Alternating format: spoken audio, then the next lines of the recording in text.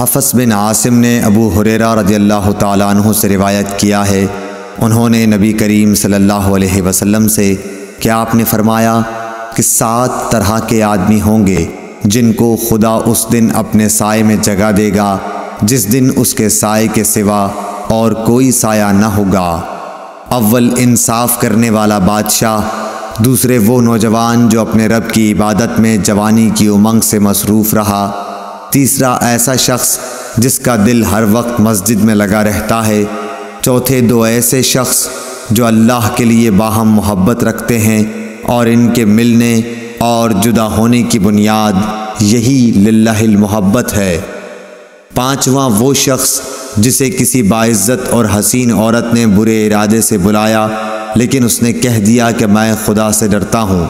چھٹا وہ شخص جس نے صدقہ کیا مگر اتنے پوشیدہ طور پر کہ بائیں ہاتھ کو بھی خبر نہیں ہوئی کہ داہنے ہاتھ نے کیا خرچ کیا، ساتواں وہ شخص جس نے تنہائی میں اللہ کو یاد کیا اور بے ساختہ آنکھوں سے آنسو جاری ہو گئے۔ صحیح بخاری حدیث نمبر 660۔